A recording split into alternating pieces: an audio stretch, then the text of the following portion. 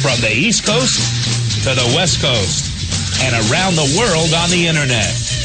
We're coming to you live from the Ccrs studios. WNJC 1360.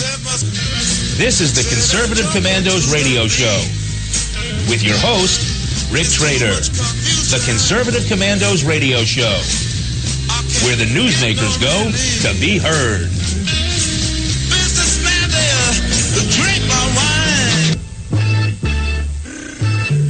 You can call the Conservative Commandos radio show at 856-227-1360. Your opinion counts at 856-227-1360. This is Congressman Alan West, and you're listening to the Conservative Commando radio show. Welcome, everybody, and welcome, fellow patriots. Welcome once again to the Conservative Commandos radio show. I'm Rick Trader, coming to you from the studios of the Conservative Commandos radio network at WNJC 1360 in Philly and around the world on the internet with American Patriots Broadcasting, TalkStream Live, SHR Media, K98 Talk, iHeartRadio, Rebooting Liberty Radio, AM/FM 24/7, and a whole bunch of others. And joining me today is the Patriot from the Garden State, and that is Anna Little, my very good friend. Anna, welcome back to Conservative Commandos radio show. Glad to be here, Rick. Well, Anna, it's great to have you with me today. And this is such an interesting time that we live in. Not all of it is good, but it surely is interesting. And yesterday we had a guest on, the good friend of the show, Robert Knight. He is a senior fellow at the American Civil Rights Union and the Washington Times. Well, we had Robert on yesterday. I didn't see a reason to bring him back, but he did write another terrific article that I thought it would be interesting for you and I to discuss today. Punishing the Pursuer Instead of the Perp. It's an article by Robert Knight today. It's on the American Thinker. And what I'd like to do, Anna, is I'd like you to read this article to our audience, and during that time, I'd like to stop you if I want to comment on something, or you please stop if you want to comment. But I thought this was a terrific article. I thought it was worthy of more than worthy of our time, both in content and of the subject here on the Conservative Commandos.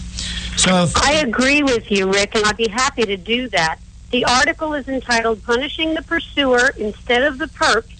It's dated January 26th, which is yesterday, and it is written by Robert Knight, and it begins, if all else fails, shoot the messenger. On Monday, a grand jury in Houston indicted 2 journalists who made the explosive undercover videos that feature Planned Parenthood officials discussing the sale of aborted babies' body parts while sipping wine in a restaurant. I think we've all seen those, Rick. Yeah. The article continues to say that a felony charge of tampering with a government record was filed against the Center for Medical Progress founder, David Daleiden, and CMP employee, Sandra Merritt. Mr. Daleiden also was charged with soliciting the purchase of human organs as if he really intended to buy them. This grand jury was initially formed to probe whether a Houston Planned Parenthood clinic was illegally selling unborn babies' body parts, and instead it indicted the people behind the sting. I think that's incredible, Rick. I don't know. I do too. Thoughts on that? And by the way, when they're talking about felony charge of tampering with government record, from what I understand, and maybe it'll clear this up a little later, what they're talking about is one of these people that produced these videos was using a California driver's license which was questionable or fictitious. And as far as negotiating to buy body parts, they were never trying to buy body parts. And do you remember the Abscam stings? Yes.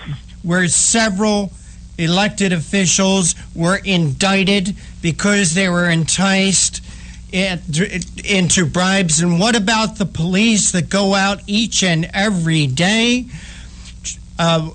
different stings, either trying to buy drugs or through prostitution to get evidence on people selling drugs or selling sex. I mean, this is just, to me, Anna, is head shaking. It is mind blowing. I agree with you, and I think that if there's going to be indictment on one side, there has to be indictment on both sides, because obviously those who are responding to the alleged solicitation are also willing to sell the body parts. So it's just a completely one-sided indictment, and it seems to be a miscarriage of justice in and of itself by that nature. And, of course, having my other day job being the fact that I'm an attorney, I analyze it a little bit differently than a layperson would. But what bothers me also is, as the article continues, the videos feature CMP employees posing as prospective purchasers of aborted baby organs, discussing pricing with Planned Parenthood officials, one of whom jokes about desiring a Lamborghini. So they're describing the video, and they are admitting right there that those prospective purchasers were discussing pricing with Planned Parenthood officials. So how is it that Planned Parenthood officials are not equally indicted? Okay, and then it says, by the grand jury's reasoning, undercover police officers trying to bust drug dealers should be prosecuted for trying to buy drugs. Isn't that what I just said? Exactly. Exactly. And it says undercover reporters who get county DA's office escaped on any charges. The goods on the perps. They should be hauled in and charged with what the perps are doing. Undercover reporters is exactly what these people were. The Center for Medical Progress put two folks out there as undercover reporters to go ahead and experience something and then report on it. And their form of reporting is video reporting. I don't think the indictment should stick. What do you think, Rick? Oh, I think the whole thing is ridiculous. In fact, on these videos, they got people in Planned Parenthood admitting to selling baby body parts. They're admitting it, and yet they're not indicted? I agree. I agree with you. It just blows. But it's worse. The article continues again. Meanwhile, Planned Parenthood, whose Houston clinic officials were featured in the video, so this is a home situation, and whose board of directors includes a prosecutor in the Harris County DA's office. In other words, Planned Parenthood's Houston clinic officials are featured in the video, and Planned Parenthood's board of directors includes a prosecutor in the Harris County DA's office where the grand jury indictment was issued. Okay? They escaped any charges from the Harris County grand jury. Well, Anna, isn't that conflict of interest? Yes. Right there, isn't this a conflict of interest? Yes, that a Harris County, an employee of the Harris County District Attorney is on the board of Planned Parenthood. This is dirty. It's terrible. It's unsavory, to say the least, and I believe it is indeed a conflict of interest. If my law firm had an attorney in it that participated on the board of a party to a lawsuit, that would disqualify me from representing either party in that lawsuit. The same applies to the Harris County DA's office. That's a law firm. It just happens to be on the government dole. It's unethical. It's okay. So the rest of the article. After the videos were released last year, triggering a nationwide outrage, Planned Parenthood claimed the videos had been heavily edited to misrepresent them. They based this on a report that they themselves solicited. Fusion GPS, misdescribed repeatedly in the media as an independent outfit, is an opposition research firm tied to the Democratic Party with a history of harassing socially conservative Republican donors, according to the Weekly Standard. And on August 25th of 2015, Fusion GPS released its 10-page report on the CMP videos. And here we go with the report. The analysis was trumpeted high and low as proof that the videos are not worth viewing. Here's a snippet that speaks volumes about what they did not find. Fusion GPS analysts reviewed all 4 of the full footage videos released by the Center for Medical Progress, totaling more than 12 hours of tape. This analysis did not reveal widespread evidence of substantive video manipulation, but we did identify cuts, skips, missing tape, and changes in the camera angle. Changes in camera angle? Cuts? In other words, the undercover... Is that a crime? More than one camera. Is that a crime, Anna? No, it's That's not a crime. It's normal. You know, ABC, CBS, NBC, and every other network out there does this all the time. They don't show the entire video. They show snippets. They do cuts. They do commentary before, and during, and after. And this is what these people are being charged for? Yep, music was added as in virtually any video product plus some slow motion. So this is just, it's authentic editing. It's editing, but it's authentic. There's no manipulation of the words of the people. There's no out-of-context representations. It's normal video editing. Okay, here's another revealing portion of the analysis. While these analysts found no evidence that CMP inserted dialogue not spoken by Planned Parenthood staff, their review did conclude that CMP edited content out of the alleged full-footage videos and heavily edited the short videos so as to misrepresent statements made by Planned Parenthood representatives. They simply can't get around the fact that segments Well, Anna, is dialogue, that, you know, if Planned Parenthood wants to bring a civil case, that's one thing. But I agree. This is criminal. This has nothing to do.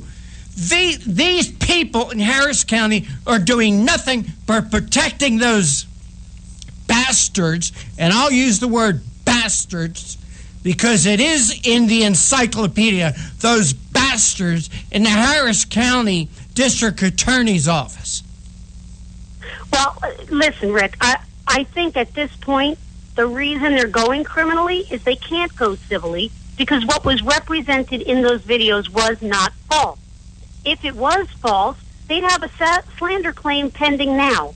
But they can't file for slander if they can't find a false statement. And they didn't find a false statement. So the only thing they can do is try to go at this criminally. And what I'm having a problem with is the deliberate conflict of interest that is, I mean, you can't use the Harris County DA's office if there's a board member for Planned Parenthood in that office. You just can't ethically do that anywhere in the country. It's unethical. So there you are.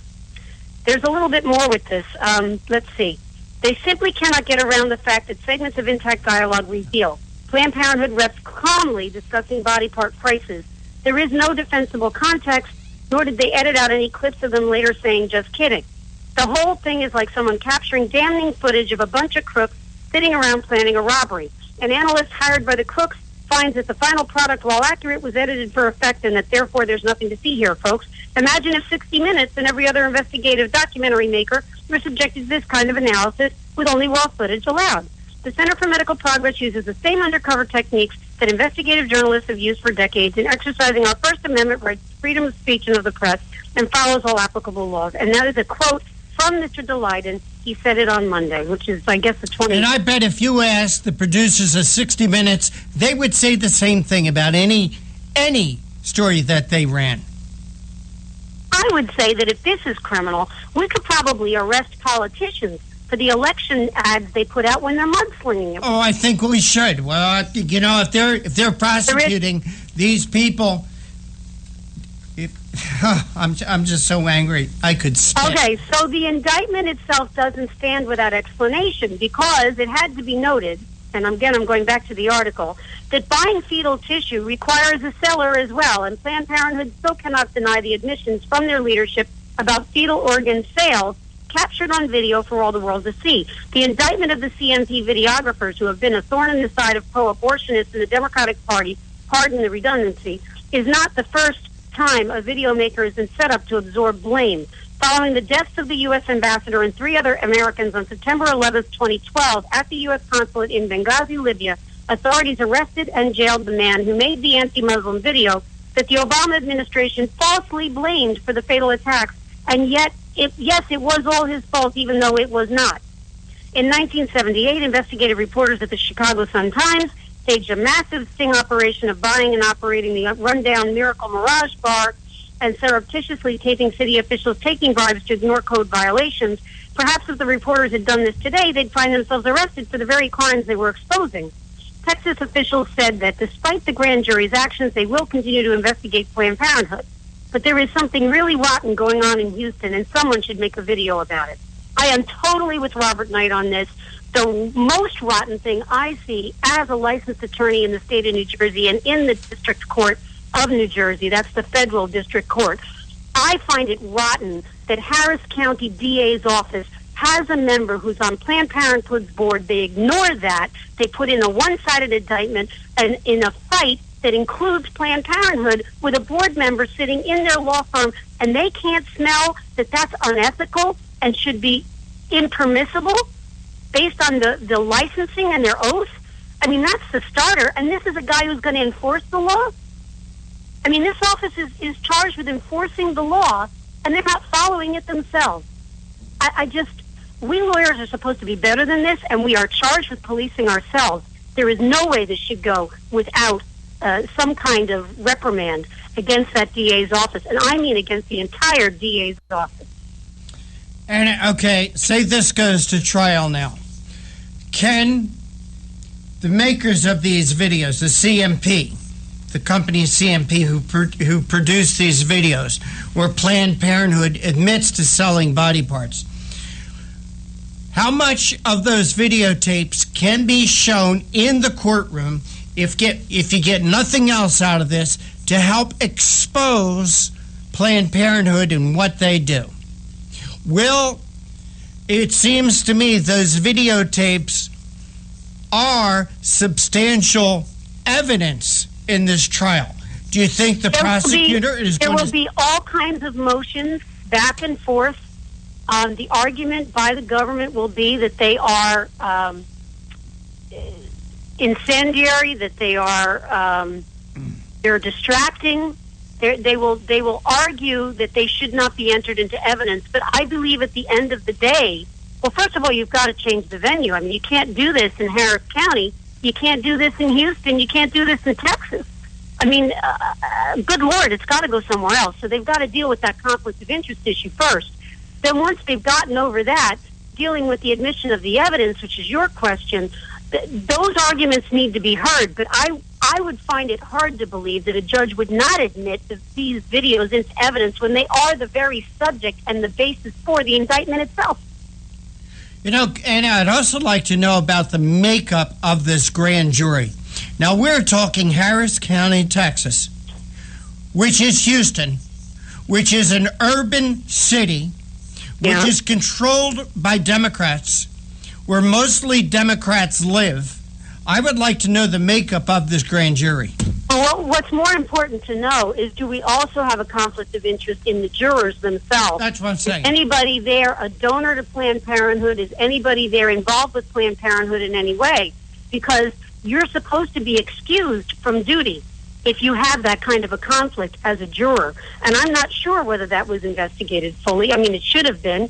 But, what people actually declare and what's discoverable via big data on the Internet are two different things.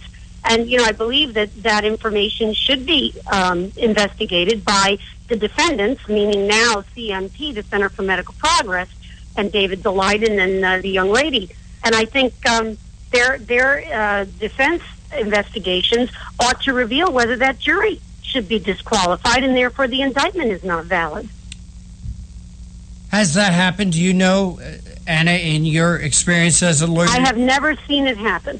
I've never seen it happen, but I've never seen a one-sided indictment like this. I've never seen a DA's office ignore the fact they've got an attorney on staff who's on the board of one of two parties in the dispute. Not only, you talk about the grand jury, the makeup of the grand jury, Anna. I was going down the path of people's politics. Was this grand jury made up of Democrats? You brought up a good question, which led me to also think, well, what about their friends, neighbors, relatives? Perhaps they have some sort of connection to Planned Parenthood or to Democrat politics in Harris County, Texas, which is Houston. It's Houston, Texas. I would like to know the makeup of this grand jury. I agree. I think the grand jury should be scrutinized. Well, Anna, I want to thank you for doing that. We went right through our break time, but I thought this was extremely important to do. Actually, we're going to go through our break time a couple of times today, Anna. But for right now, how about if we go over our guest list for today? Okay, I think that would be a great idea. I'm just going to start with the first guest, who is David Harsanyi. He's a senior editor at The Federalist, and he's a nationally syndicated columnist and author of The People Have Spoken, and They Are Wrong, The Case Against Democracy.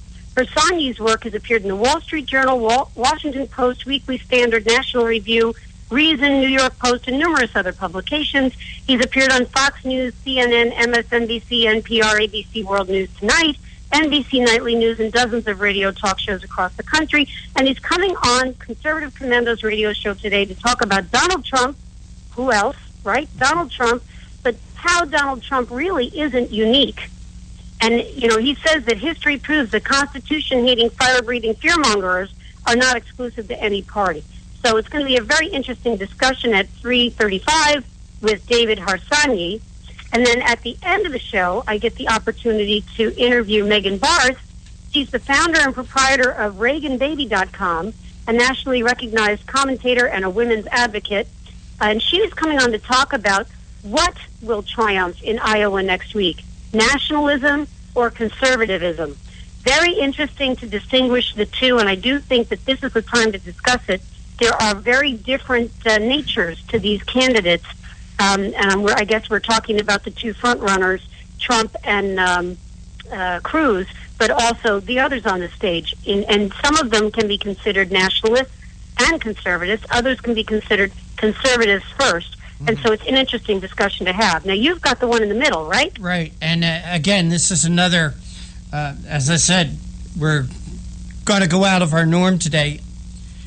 Roger Aronoff is going to be joining us at 4:05. He has worked as a journalist, TV producer, director, writer, and distributor. He was the organizer of the Citizens Commission on Benghazi. Roger has written and produced and directed award-winning documentaries, including a documentary that aired on many PBS stations called Fighting Words, a tale of how liberals created neoconservatism. He also produced Think Tank with Ben Wattenberg, a weekly public affairs show on PBS. Roger has written a great article, and to get it all in, we're going to forgo our break during the 4 o'clock half hour.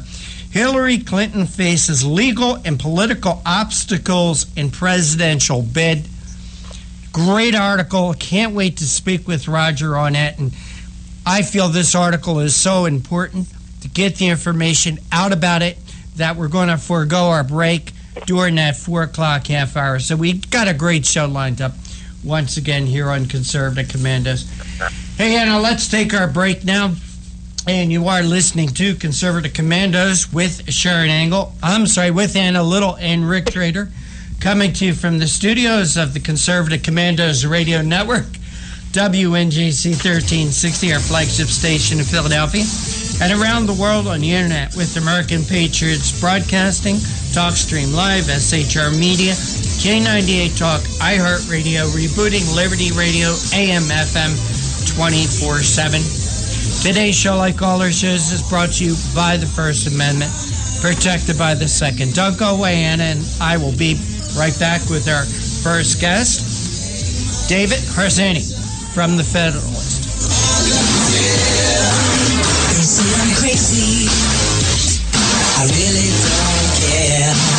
That's my prerogative.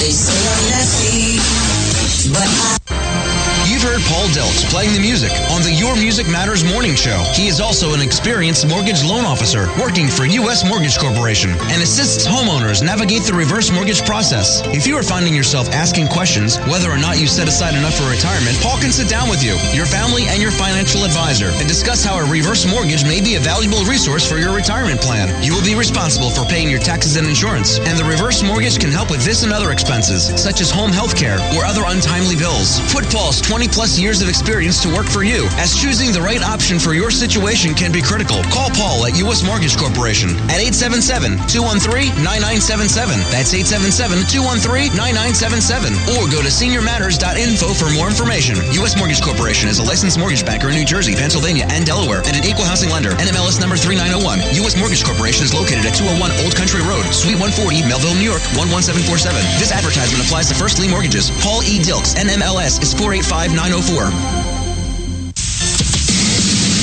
Hi, this is Bob Biden, owner of Bob's Little Sports Shop in Glassboro, New Jersey. I've had the opportunity to travel in many foreign countries, and I've seen what happens to people when they lose their freedom. I wrote this poem. Give us freedom was the cry as they marched throughout the night. At Concord Bridge in Trenton, for freedom they would fight. To build a nation that would last with peace and liberty, it is a job that's never done if we are to be free. They wrote a declaration to announce that we are free, then a constitution for all the world to see. But this is ink on paper. We must make it last. It must always be defended, and that is quite a task. Today the battle rages for freedom in our land. To save our Constitution, we all must take a stand. We must stand up for freedom in our actions every day, and you can stand up with us. Join the NRA. This is Bob Biden of Bob's Little Sports Shop in Glassboro, New Jersey. You may call us at area code 856-881-7575 or visit us online at bobslittle.sportshop.com. What does it take to be the leader in production systems technology? To be the one company that solves production problems at any plant, for any product, and with any technology? It takes a 30-year record of success. It takes total mastery of complex technologies with a history of delivering success every time, without fail. Only one company can claim that high ground in manufacturing line optimization, data automation, and systems integration, and that's Philadelphia Control Systems. In factories worldwide, Philadelphia Control Systems programs, software, and engineering solutions deliver optimal performance and output flow with a record that can't be matched. Any plant, any product, any technology. Philadelphia Control Systems, the leader in production automation since 1982. 800-335-9811.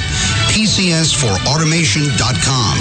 That's PCS, the number 4, automation.com. The Conservative Commandos radio show is expanding to become the Conservative Commandos Radio Network. We're establishing a front line of conservative radio broadcasters and ironclad patriots to declare war against the madness of liberalism and the Obama administration. Are you tired, as I am, about the disregard for our Constitution? Do you still have faith in the American dream? Are you looking for sensible, smart radio? If so, listen to the Conservative Commandos Radio Network every weekday from 11 a.m. to 5 p.m. on WNJC Radio 1360 a.m. or around the world on the internet at WNJCradio.com. Check out our websites, ConservativeCommandosRadioNetwork.com and CCRN.com for rebroadcasts and network updates. We are the Conservative Commandos Radio Network, where even more newsmakers go to be heard.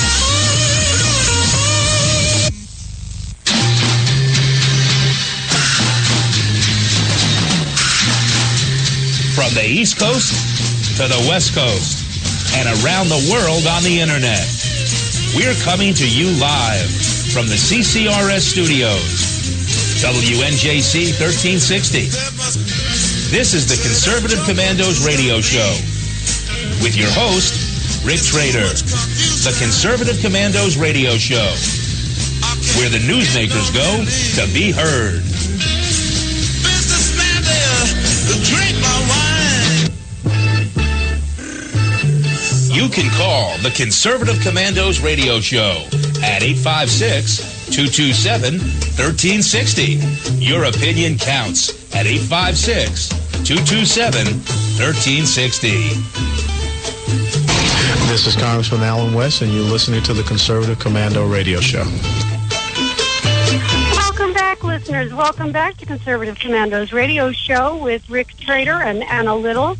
If you would like to hear a rebroadcast of today's show, please check out our website, CCRS Network, and CCRshow.com.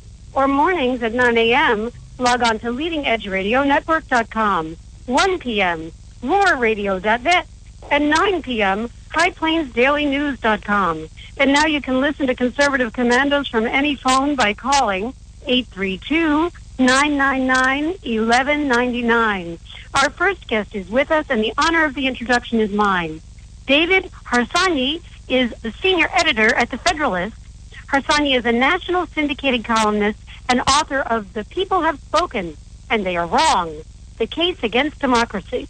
Harsanyi's work has appeared in the Wall Street Journal, Washington Post, Weekly Standard, National Review, Reason, New York Post, and numerous other publications. David has appeared on Fox News, CNN, MSNBC, NPR, ABC World News Tonight, NBC Nightly News, and dozens of radio talk shows across the country. David, welcome to Conservative Commando's radio show. Thank you. Thank you for having me. Well, we're excited to talk about your topic. Donald Trump isn't unique. Tell us about it. Well, I mean, I guess, I am not personally a fan of Donald Trump, but I think that a lot of hand-wringing I see on the left and people acting like this is the end of the world generally ignore history. I think that we've had many people who have fed off the sort of frustration and anger of the electorate and remind me of Donald Trump in many ways. And I was working off the cover of the New Yorker magazine. The new issue has a bunch of presidents from George Washington to Teddy Roosevelt to Franklin Delano Roosevelt looking at a television of Trump and being, and looking very concerned about the future. And I just pointed out some of the things that FDR and Teddy Roosevelt did were no different than what, Trump is saying today.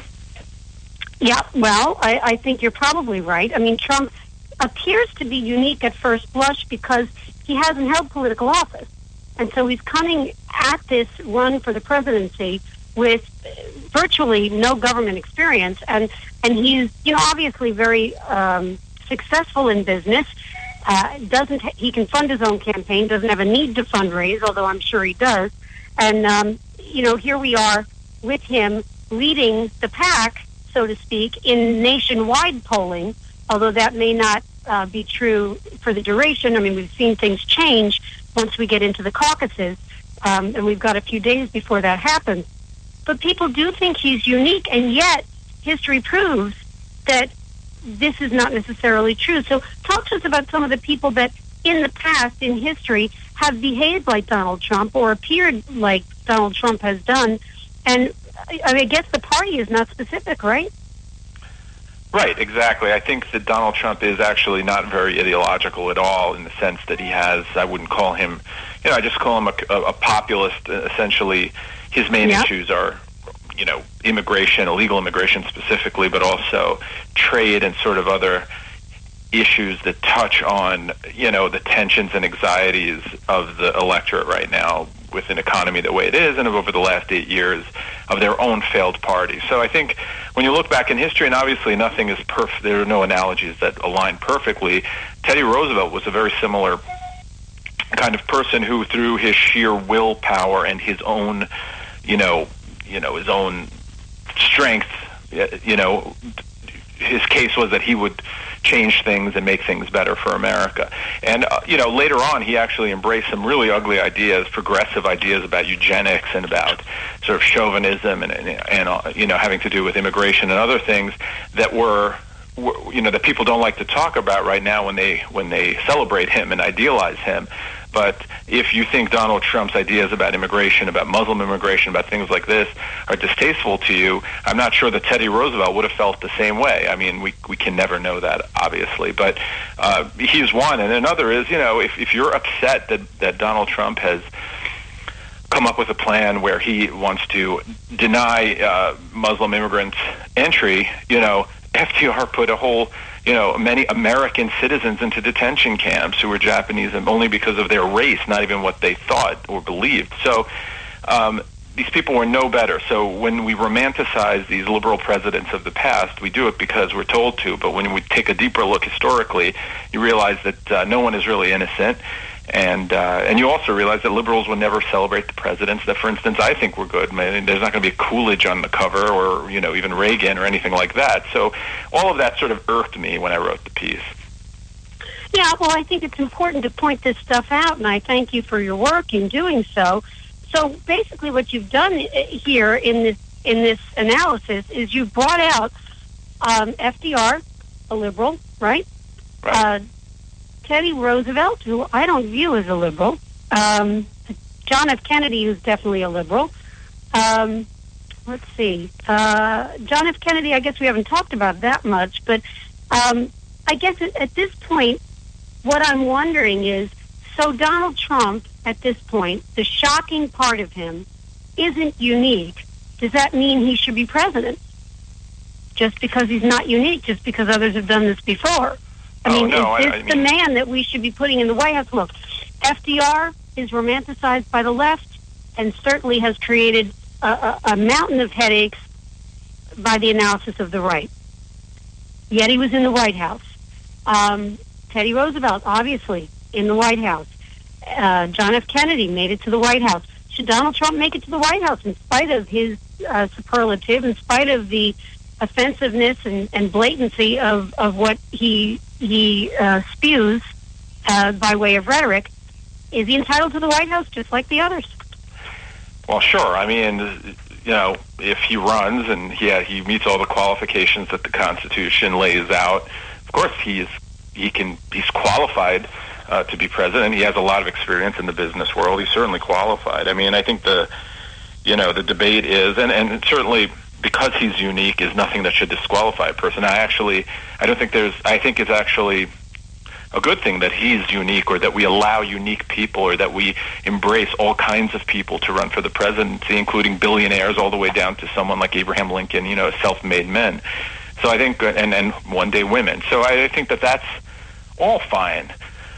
But and though I understand the frustrations and with people have with their own parties, and this goes for both sides, but let's talk about Republicans right now. The frustrations they have over the past few years. I think some of them are genuine. Some of them are not as genuine in the sense I think we expect too much from our politicians. But generally speaking, I think that when you get angry, there's something that comes after anger, and you have to make choices. And to pick someone who sort of undermines many of the things you've been complaining, or accentuates actually many of the things you've been complaining about, you're actually picking someone who's going to do all the things that you said you didn't like. Well, then it makes me wonder. So I have nothing against him because he's unique. My problems with Donald Trump are over policy and over what the presidency should mean in this country. I think Barack Obama's abused that authority in ways that have never been abused before, but also that he's made arguments that undermine the Constitution, and I just wouldn't want the right to pick someone who's going to act similarly, because I don't think the presidency should be, if president's not a king. So that's my main problem with Donald Trump. And also, I have disagreements with him, about his economics, but that's for people to decide. He's certainly welcome to be president if everyone votes for him, if he has the majority. Right. Well, at this point, I think you pointed out just in this one statement that you've made just now, you pointed out two important issues. One is that Barack Obama has taken his policy to the extreme, and that's why people are frustrated at this point, and looking at someone like Donald Trump, who is certainly not your ordinary, predictable candidate for the presidency. I think it's also why they've looked at Ben Carson, another atypical candidate for the presidency. Carly Fiorina, again, hasn't held office, ran for Senate, didn't win. It's interesting what we've got on the stage in the Republican Party right now. And I do think the frustration that you're pointing out with the extremism by Obama and the complacency of elected officials in trying to compromise with it instead of calling it out for what it is and standing up to it, I think that's why we've got what we've got on the stage. And I don't necessarily think that's a detriment. That's, Anna Little's opinion. But the question to you is this. If we romanticize these presidents after they're out of office, and we accentuate the positive things they've done and overlook the negativity, what do you think we will be saying about these candidates' policies as they go forward as a former president in history? What's your opinion? Well, I think, just to take a step back, I think that we celebrate certain presidents because liberals have taken over institutions like education and things of that nature. They essentially run it, so that we celebrate people that, if conservatives had their way, would never have been celebrated in the same way. FDR is someone, as everyone I'm sure knows, essentially created the huge bureaucracy that we still have in this country. So he would not be celebrated in the same way if liberals weren't running those institutions. So I guess what I want to say is a cliche is that the winners write history, right? So it depends who's in charge and what's going on. But I think that we will no longer, I think I do think the right has moved to the right, and I think the left has moved to the left, just to lay it out basically. And I think that there are two worldviews. There's nothing they can agree on. There's no big reform that they can come to an agreement on like they did in the past in some way. There's no consensus to be made anymore. There's two groups of people who completely disagree in ways that they maybe haven't since, the Civil War, about what the country should be and what the future should look like. And they're pushed to it by this extremism, by this left-leaning president in the White House. I got to go to a break. Can you hold on for just 2 minutes? We are certainly not done with this conversation. Okay. Thank you. Listeners, we are coming to you live from the Conservative Commandos Radio Network studios, WNJC 1360, our flagship station in Philadelphia, and around the world on the Internet with American Patriots Broadcasting, TalkStream Live, SHR Media, K98 Talk, iHeartRadio, Rebooting Liberty Radio, and AMFM 24/7. Those are all .coms. I'm Anna Little. Our producer, Rick Trader's in the studio, and we're speaking with David Harsanyi. We'll be right back after the break. They say I'm crazy, I really don't care. That's my prerogative. They say I'm nasty, but I...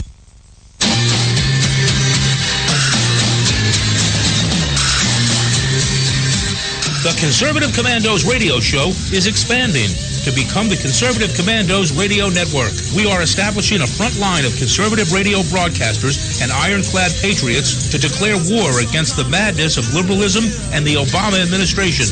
Are you tired of the disregard for our Constitution? Do you still have faith in the American dream? Are you looking for sensible, smart radio? If so, listen to the Conservative Commandos Radio Network every weekday from 11 a.m. to 7 p.m. and Saturdays from 2 to 6 p.m.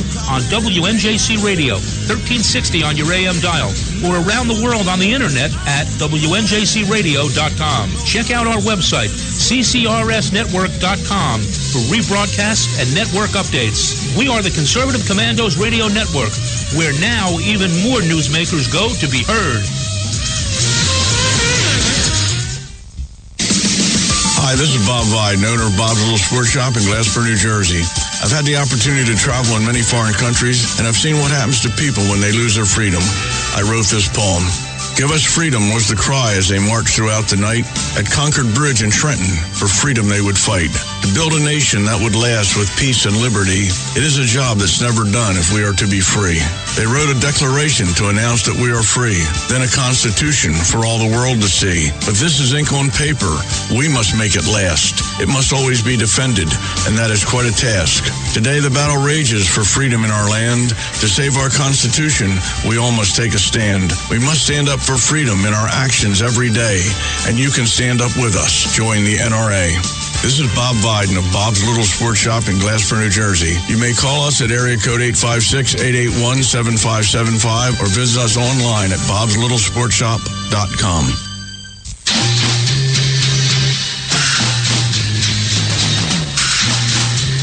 From the East Coast to the West Coast and around the world on the Internet, we're coming to you live from the CCRS studios, WNJC 1360. This is the Conservative Commandos radio show with your host, Rick Trader. The Conservative Commandos radio show, where the newsmakers go to be heard.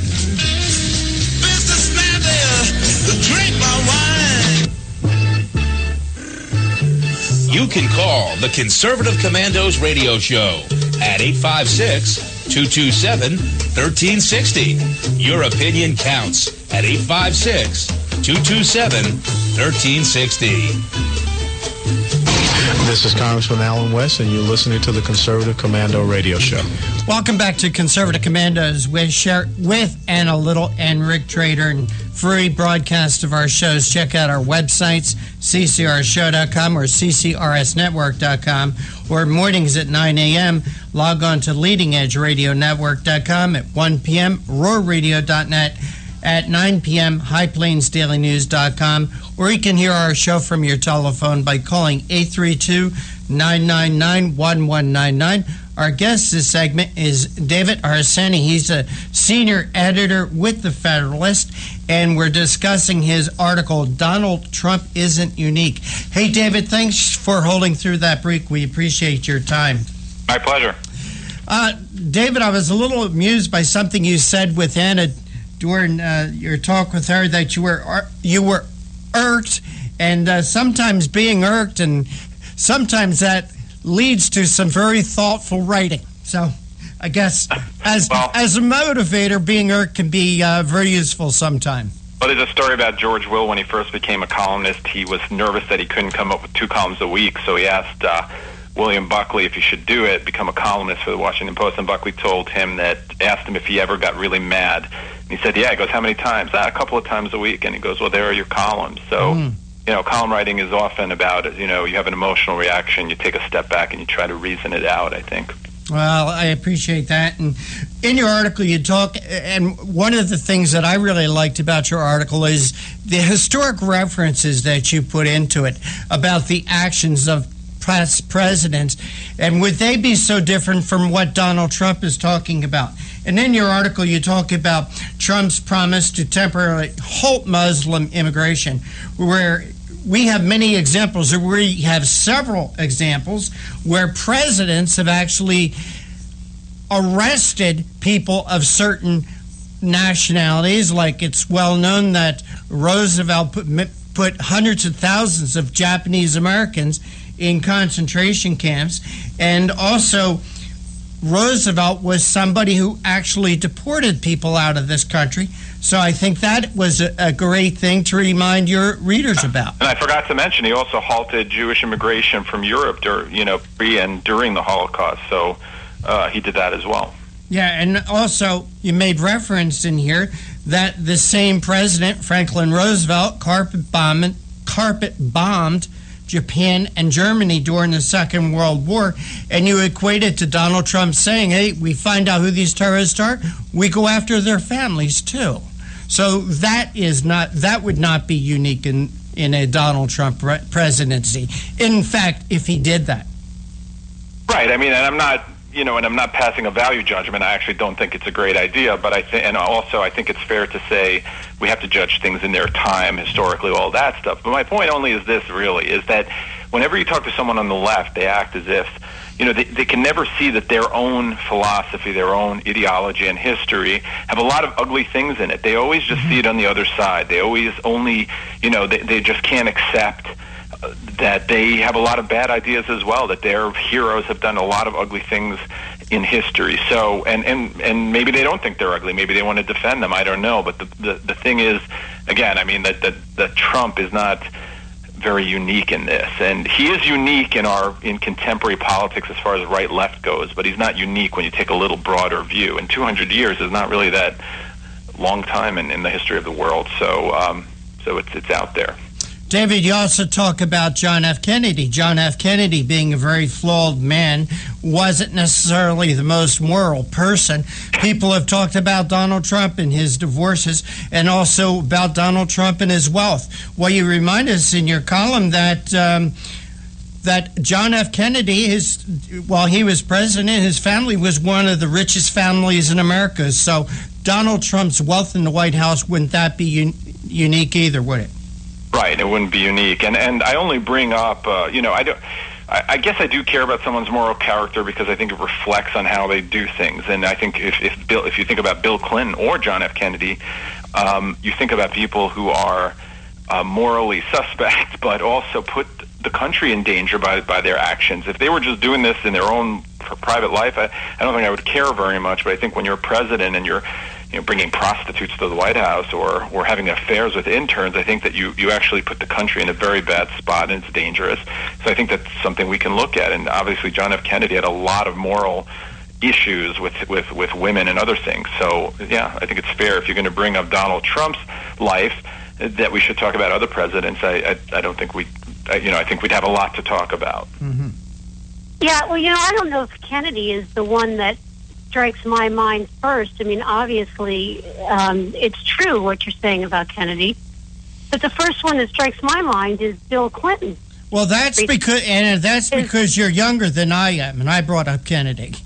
Yeah, but Bill Clinton is timely because his wife now wants to run to be president, which puts him back in the White House, which I believe he desecrated by his behavior. What are your thoughts on that?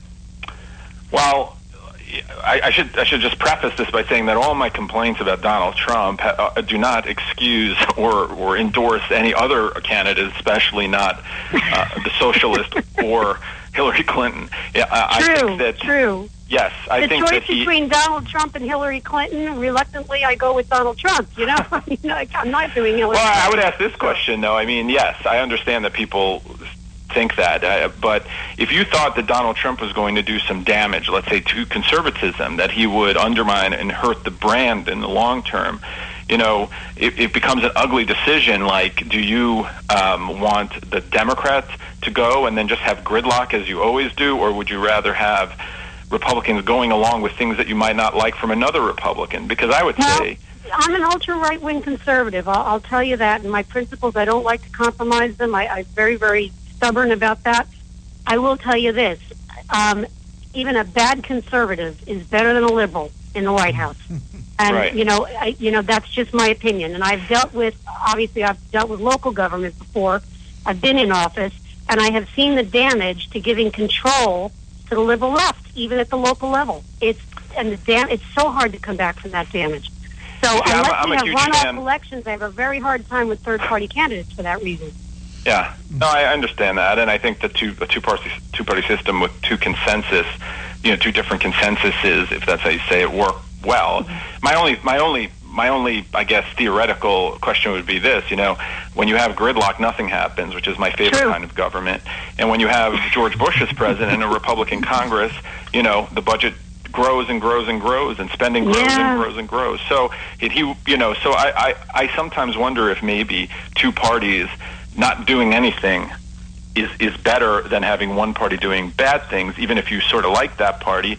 But more than that, what I think is dangerous these days is the president is taking more and more executive power, so they work around that system, and that becomes very dangerous. So, so here's where I want to go next. I don't want to see us electing someone to the presidency based on their celebrity status, but I do believe that the President of the United States needs to serve one master and one master only, and that's we the people.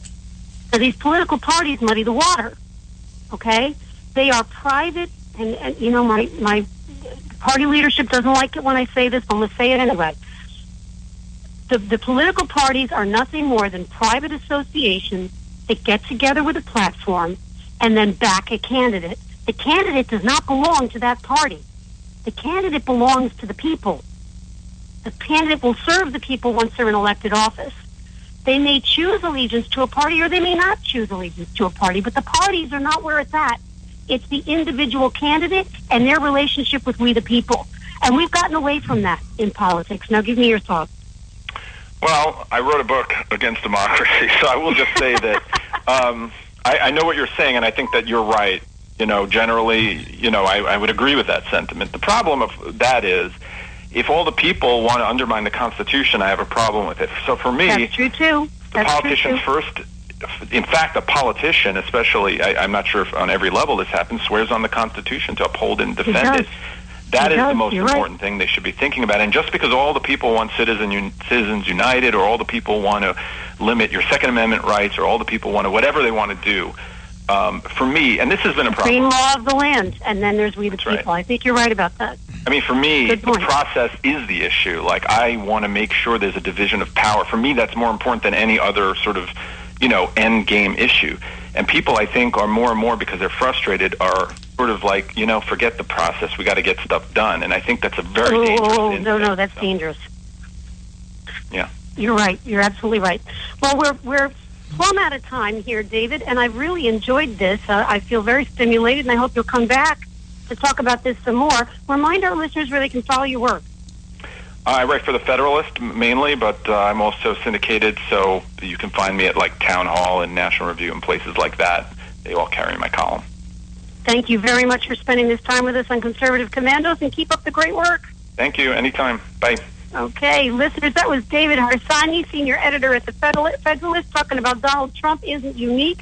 And we are coming to you live from the Conservative Commandos Radio Network studios, WNJC 1360, our flagship station in Philadelphia and around the world on the internet with American Patriots Broadcasting, TalkStream Live, SHR Media, K98 Talk, iHeartRadio, Rebooting Liberty Radio, and AM/FM 24/7. Those are all .com.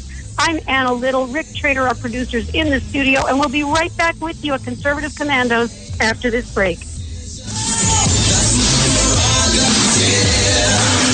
say I'm crazy, I really don't care. That's my prerogative. They say I'm nasty, but I...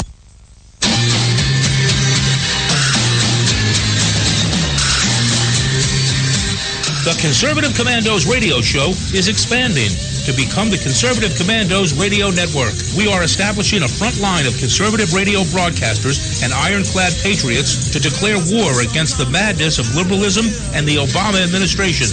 Are you tired of the disregard for our Constitution? Do you still have faith in the American dream? Are you looking for sensible, smart radio? If so, listen to the Conservative Commandos Radio Network every weekday from 11 a.m. to 7 p.m. and Saturdays from 2 to 6 p.m. on WNJC Radio, 1360 on your AM dial, or around the world on the internet at WNJCradio.com. Check out our website, CCRSnetwork.com, for rebroadcasts and network updates. We are the Conservative Commandos Radio Network, where now even more newsmakers go to be heard. Hi, this is Bob Vide, owner of Bob's Little Sports Shop in Glassboro, New Jersey. I've had the opportunity to travel in many foreign countries, and I've seen what happens to people when they lose their freedom. I wrote this poem. Give us freedom was the cry as they marched throughout the night.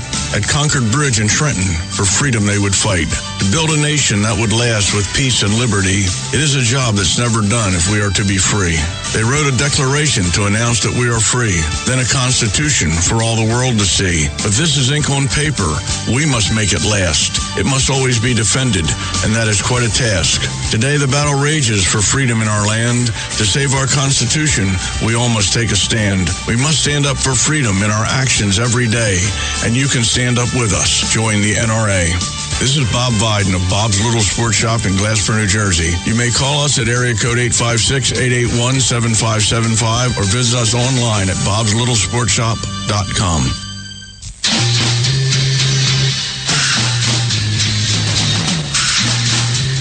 From the East Coast to the West Coast and around the world on the internet, we're coming to you live from the CCRS studios, WNJC 1360.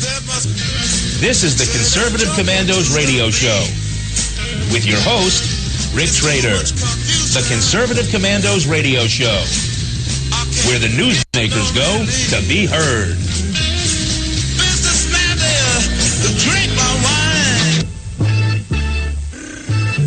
You can call the Conservative Commandos radio show at 856-227-1360. Your opinion counts at 856-227-1360. This is Congressman Alan West, and you're listening to the Conservative Commando Radio Show. Welcome back to the Conservative Commandos Radio Show with Anna Little and yours truly, Rick Trader. And for rebroadcasts of our shows, check out our websites, ccrshow.com or ccrsnetwork.com. And I'm going to leave the rest off because I want as much time with our next guest as possible. And, you know, I keep saying about myself here on Conservative Commandos, hey, I'm no genius. I'm not the smartest or the brightest light on the Christmas tree, but I know who are, and one of them is our next guest, and that is Roger Aronoff. He's the editor of Accuracy Media. Roger has worked as a journalist, TV producer, director, and distributor. He was the organizer of the Citizens Commission on Benghazi.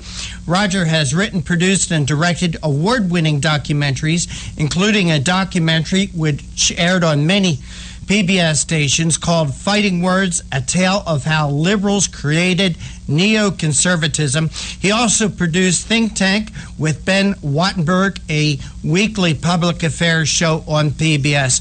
Roger, welcome back to the Conservative Commandos radio show. Thank you, Rick. Great to be back with you. Great to have you back. And Roger, I wish we had 2 hours to spend just with you on this article. Terrific article, by the way, Roger. I got to tell you that right out front.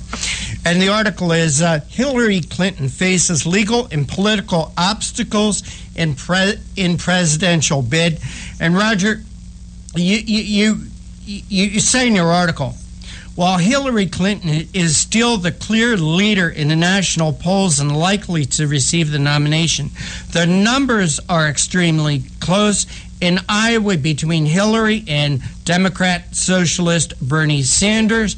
And Roger, if a year ago you would have told me this would have been happening, I would have said you're nuts.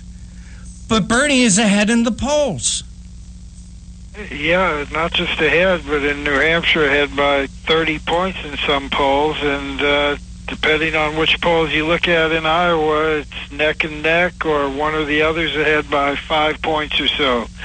But he certainly seems to have a lot more enthusiasm on the ground. That factor is working in his favor. It's pretty clear, and it will be finally, after all this talk, next week the voting starts, huh? Yeah, it sure does. And Roger, you also make the point that Clinton's run for the White House was supposed to go off without a hitch. What happened to Hillary on her way to the coronation?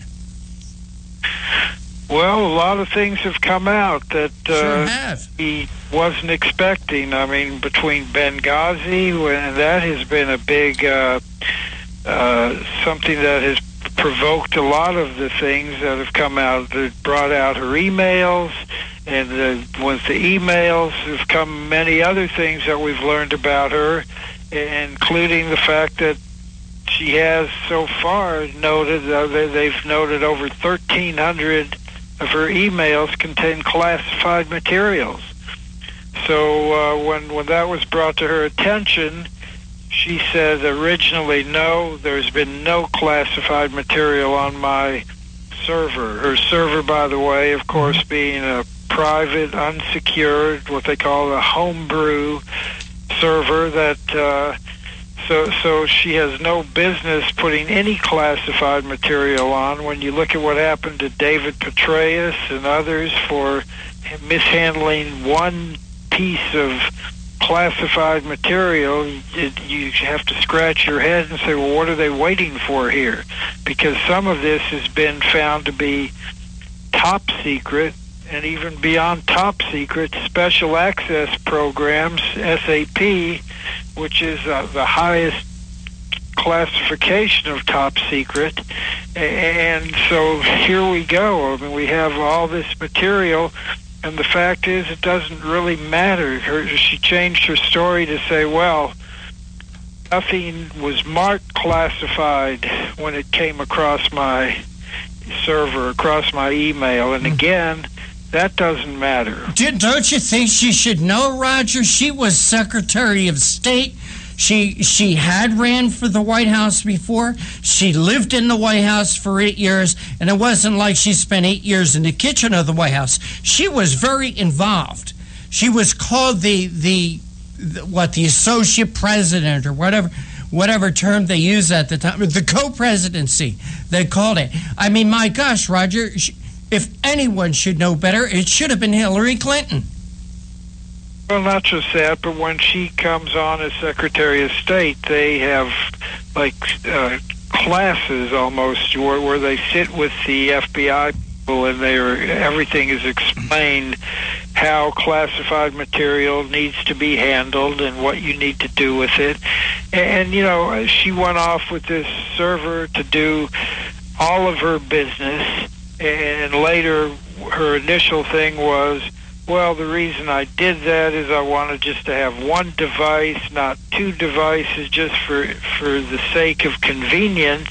Right. And at first, the Obama administration was saying, well, we didn't know anything about it. And then when they showed them emails between his office and her private server, they said, oh, well, we didn't understand the full scope of what she had. So, well, that could be, Roger, because I've said here many times, on the Conservative Commandos radio show that if you want the Obama administration or Barack Obama to know about something, you need to put it on Sports Center or Entertainment Tonight. Don't put it into the news. Don't put it into a national security briefing. He'll never know about it.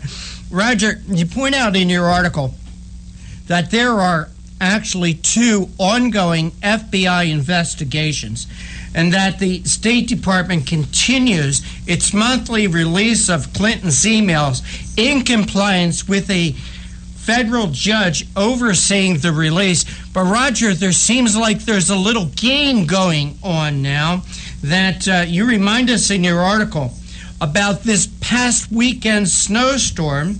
It seems to be serving as an excuse for the State Department to try to get an extra month to release the final batch. Now, Roger, let's talk about the snowstorm. It started Friday afternoon. It was over in Washington by Saturday afternoon or Saturday night. Okay, you had Sunday to clean up. Maybe it took the Monday or Tuesday to clean up to get things back going in Washington. But now they want an extra month using the snowstorm as an excuse? Well, sounds like a game to me. That month.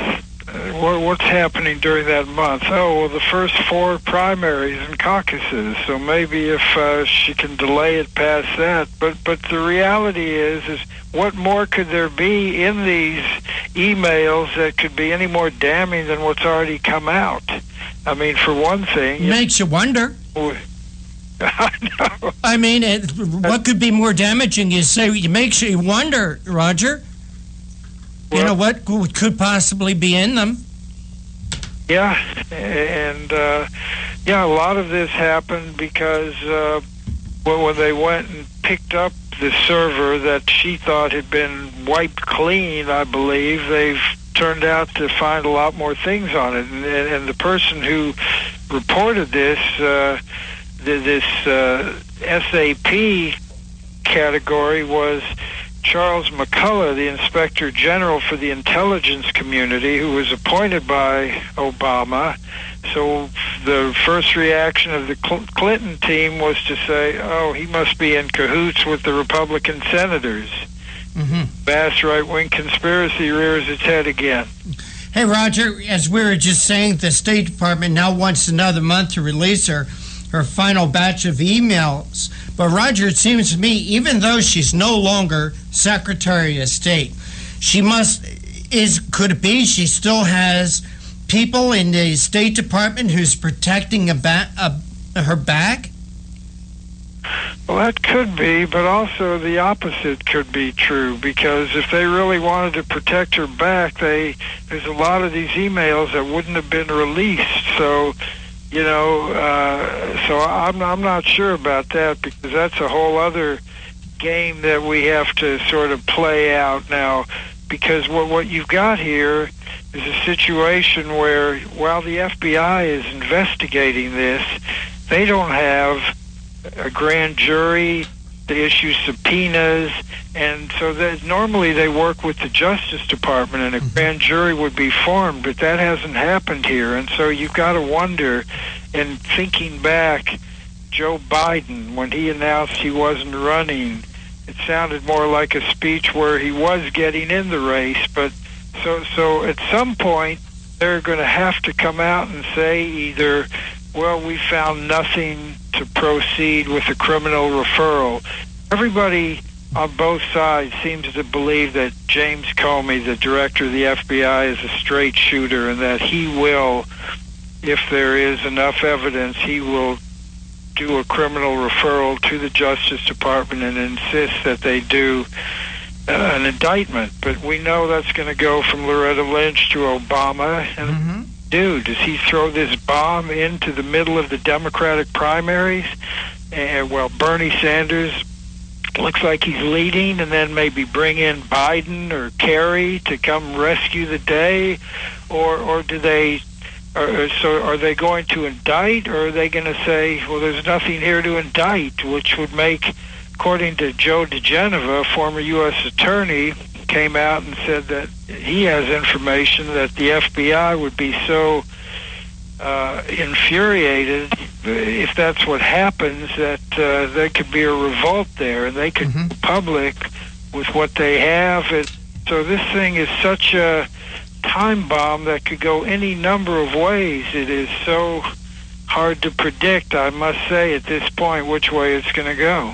Well, Roger, as you have mentioned with us today and in your article, that there are 2 ongoing investigations, but it takes a grand jury and it takes the Justice Department to bring these to trials. And what you're saying about Joe Biden is something that I've been saying for some time here on Conservative Commandos. What I'm concerned about is... not concerned, but what I see is that Hillary becomes so toxic with the emails, with Benghazi, with the Clinton Foundation, and everything else. And I've seen it happen in the past, where the Democrat Party pulls a candidate who's in trouble. Remember Thomas Eagleton? Sure. He was on the ticket as vice president.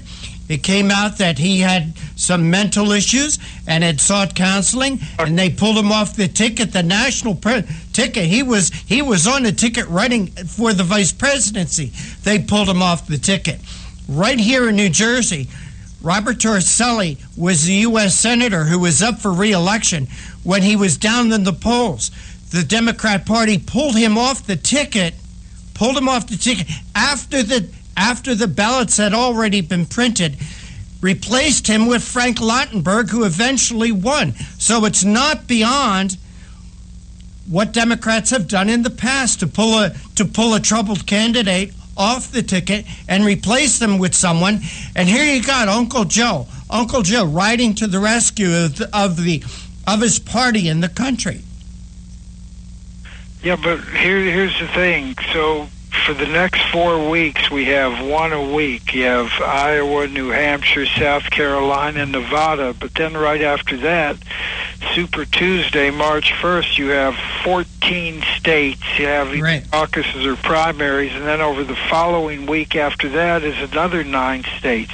So you're going to be up to 27 states. Are they going to wait till after that to decide whether to indict or even do a criminal referral? Or the timing of this is so fascinating to see how this is going to play out. Well, are we giving them a little too much credit, Roger? Because I don't think Barack Obama knows how to. He's never managed a business. He's a failure at running the country. His White House is a mess. Maybe they don't even know what they're going to do, Roger.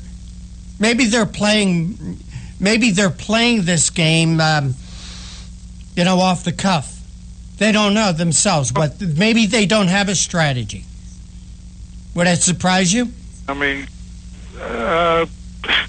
it seems they've had to think this thing through by now because, you remember back in August when Bill Clinton was on the golf course with Obama and that picture showing him with his arm back, and then Ed Klein recently reported that Hillary said, call your effing dogs off, and she had a one-on-one meeting with him in the White House. So this certainly has been brought to his attention. He knows that this is a ticking time bomb one way or the other. I mean, either they're going to say nothing here and what that would set off, or they're going to say, yeah, there's enough here to indict, and what is that going to set off? And would she continue to run even if she got indicted? It's another angle of this story that is very hard to anticipate. So it could be what you're saying, that they're just kind of lollygagging around, haven't really thought it through, but I don't know. I see more with Valerie Jarrett and everyone in there. I kind of expect a more Machiavellian plan. I'm just not sure what their plan is at this point. I don't think they have a plan. I think back on a book, it was called The Amateur, describing Barack Obama and his White House. Hey, Roger, I wanted to go back to the 1,340 emails, if we would, that went through Hillary Clinton's server that has been deemed classified. Now, we're talking, Roger, about classified documents. We're not talking about Chelsea's wedding here or personal conversations. We're talking about 1,340 classified documents. And the idea that, oh, this was all a mistake, they got mixed in with their family emails, I'm not buying that. Because if Richard Nixon or either one of the George Bushes would have done this, my God, there would have been investigations, and not just 2 FBI investigations. The Justice Department would have been. And where's the media on this, Roger? Why are we not hearing this more from the national media? Well, that's the problem. That's why we exist here at AIM, because we have, people talk about a liberal media, a biased media. We have a corrupt media. And if you was on display night before last at this CNN town hall, where you just, we know some of the questions, like the very last one when the guy said, oh, I see why you gave this one for her. So he was talking about, it was his question. He had apparently submitted, but they give it back to him and say, now you ask Hillary Clinton this question. But the thing is, when they brought up Benghazi, when they brought up the emails, they just said, well, you apologize.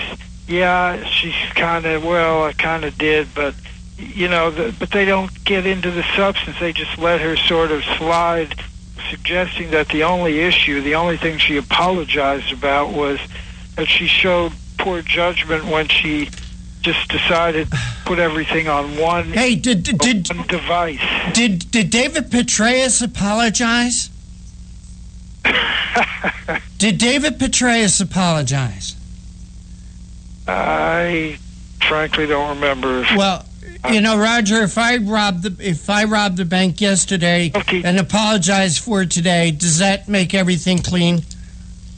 No, but he didn't apologize for mishandling classified material. They don't even ask her that. That's the problem when you ask about what's with the media, is they don't even pursue that, and they just leave it at that, at her suggestion that this whole big thing is all political. It's all a big flap about whether I use one device or 2 devices for my email, not the fact that none of them ever will bring up the fact that when she says everything, I never had anything that was marked classified at the time. So they should say, well, don't you know that doesn't matter whether it was marked classified or not? And shouldn't she know, Roger? Shouldn't she know what should be classified or not? Well, of course. She was Secretary of State. Help me out, Roger. I'm not the brightest bulb on the tree. Isn't that a pretty high office in this government? Help me out, Roger. Educate me. That's what I have you here for. I depend upon people like you to help educate me. I'm getting old here, Roger. I need the education. Secretary of State, where is that in the hierarchy of our federal government? It's pretty high up there. It's the one that does our negotiations with foreign powers. Look how she reset things with Vladimir Putin. So look at the great deal she orchestrated with Iran. We got a terrific deal there. Was she responsible for the Bo Bergdahl deal too?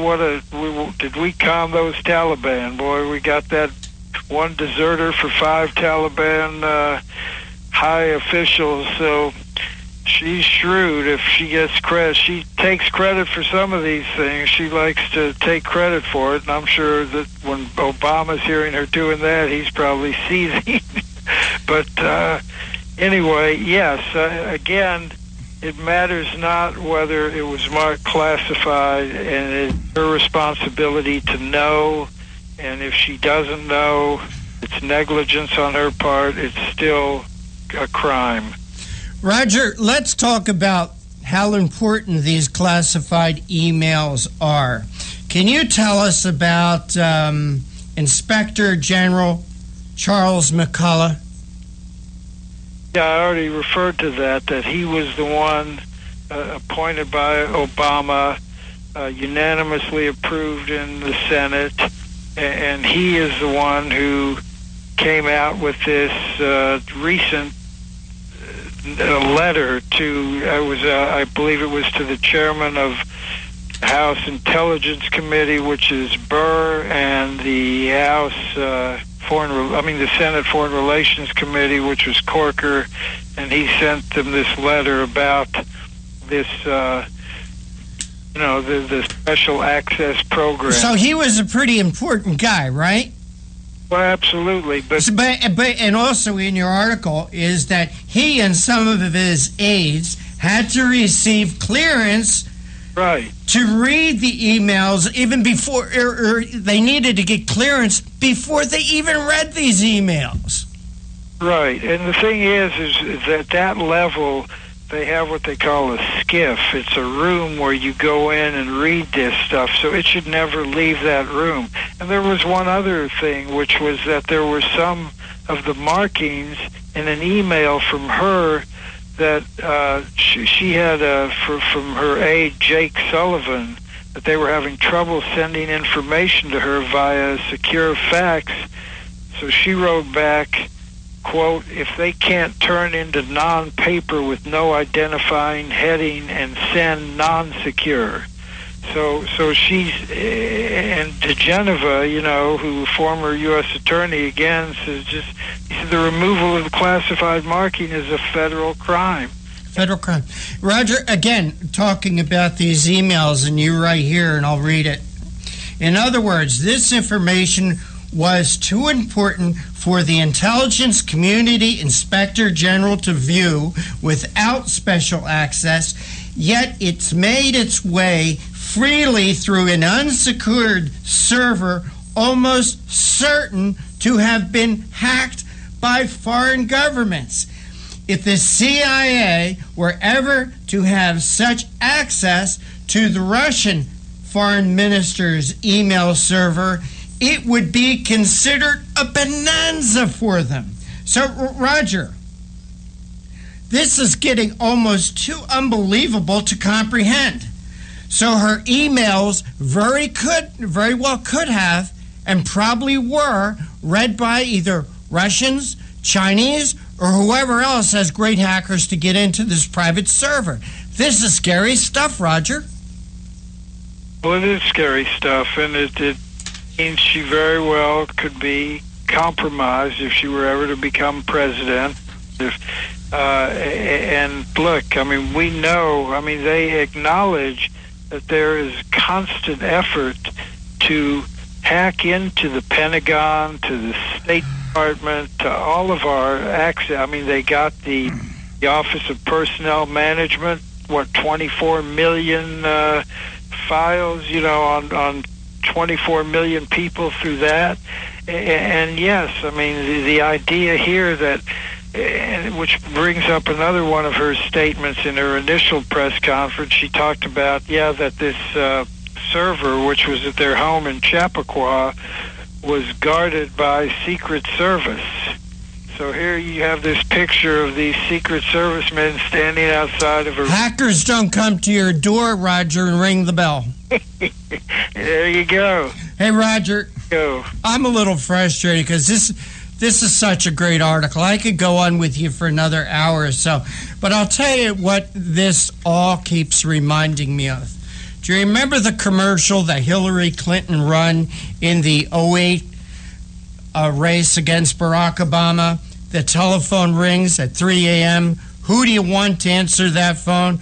I don't want Hillary Clinton. Maybe even Bernie Sanders would be a better choice than Hillary Clinton. And I feel like cutting my tongue out to even say that. Well, we don't, pick candidates here, but it's quite an amazing time, and the Clintons are a powerful force in the Democratic Party, and there are a lot of people who either are just unaware of this, and that's again an example of the media. If you don't watch Fox News or read various publications on the or read the articles coming out of Accuracy in Media, or listen to the Conservative Commandos radio show. Hey, Roger, we're going long. I want to thank you so much. Once again, terrific article. Please tell our audience where they could read the whole thing. Yeah, can read it at aim.org. Go to the home page, and you will see the article. Again, the title, Hillary Clinton Faces Legal and Political Obstacles in Presidential Bid. And I urge you to take a look at it. And while you're at that page, you'll see a button up there that says Citizens Commission on Benghazi. That's something you ought to look at as well. And Rick, you do a great job and have been for... Well, Roger, the only reason I do a great job, if you want to even call it that, is because I can call on people like you. And I mean that sincerely. And I'm serious. People like you give people like me an education. And people like you, hopefully, are saying and doing the things that if we had a media out there, they would do, but they're not. Roger, again, thank you so much for joining us. Again, terrific article. I want to thank you so much. Take care. God bless. Take care. And you are listening to the Conservative Commandos radio show with Anna Little and Rick Trader, coming to you from the studios of the Conservative Commandos radio network, WNJC 1360 in Philly, and around the world on the internet with American Patriots Broadcasting, TalkStream Live, SHR Media, K98 Talk, iHeartRadio, Rebooting Liberty Radio, AM FM 24/7. Don't go away. On the other side, Anna and I are going to be talking with Megan Barth from ReaganGirl.com. Be right back. That's my prerogative. They say I'm nasty, but You've heard Paul Delks playing the music on the Your Music Matters morning show. He is also an experienced mortgage loan officer working for U.S. Mortgage Corporation and assists homeowners navigate the reverse mortgage process. If you are finding yourself asking questions whether or not you set aside enough for retirement, Paul can sit down with you, your family, and your financial advisor and discuss how a reverse mortgage may be a valuable resource for your retirement plan. You will be responsible for paying your taxes and insurance, and the reverse mortgage can help with this and other expenses, such as home health care or other untimely bills. Put Paul's 20-plus years of experience to work for you, as choosing the right option for your situation can be critical. Call Paul at U.S. Mortgage Corporation at 877-213-9977. That's 877-213-9977. Or go to seniormatters.info for more information. U.S. Mortgage Corporation is a licensed mortgage banker in New Jersey, Pennsylvania, and Delaware, and an equal housing lender. NMLS number 3901. U.S. Mortgage Corporation is located at 201 Old Country Road, Suite 140, Melville, New York, 11747. This advertisement applies to first lien mortgages. Paul E. Dilks, NMLS is 485904. Hi, this is Bob Vide, owner of Bob's Little Sports Shop in Glasper, New Jersey. I've had the opportunity to travel in many foreign countries, and I've seen what happens to people when they lose their freedom. I wrote this poem. Give us freedom was the cry as they marched throughout the night. At Concord Bridge in Trenton, for freedom they would fight. To build a nation that would last with peace and liberty, it is a job that's never done if we are to be free. They wrote a declaration to announce that we are free, then a constitution for all the world to see. But this is ink on paper. We must make it last. It must always be defended, and that is quite a task. Today the battle rages for freedom in our land. To save our Constitution, we all must take a stand. We must stand up for freedom in our actions every day, and you can stand up with us. Join the NRA. This is Bob Biden of Bob's Little Sports Shop in Glasper, New Jersey. You may call us at area code 856-881-7575 or visit us online at bobslittle.sportshop.com. What does it take to be the leader in production systems technology? To be the one company that solves production problems at any plant, for any product, and with any technology? It takes a 30-year record of success. It takes total mastery of complex technologies with a history of delivering success every time, without fail. Only one company can claim that high ground in manufacturing line optimization, data automation, and systems integration, and that's Philadelphia Control Systems. In factories worldwide, Philadelphia Control Systems programs, software, and engineering solutions deliver optimal performance and output flow with a record that can't be matched. Any plant, any product, any technology. Philadelphia Control Systems, the leader in production automation since 1982. 800-335-9811. PCS4automation.com. That's PCS, the number 4, automation.com. The Conservative Commandos radio show is expanding to become the Conservative Commandos radio network. We're establishing a front line of conservative radio broadcasters and ironclad patriots to declare war against the madness of liberalism and the Obama administration. Are you tired, as I am, about the disregard for our Constitution? Do you still have faith in the American dream? Are you looking for sensible, smart radio? If so, listen to the Conservative Commandos Radio Network every weekday from 11 a.m. to 5 p.m. on WNJC Radio 1360 a.m. or around the world on the internet at WNJCradio.com. Check out our websites, ConservativeCommandosRadioNetwork.com and CCRN.com for rebroadcasts and network updates. We are the Conservative Commandos Radio Network, where even more newsmakers go to be heard.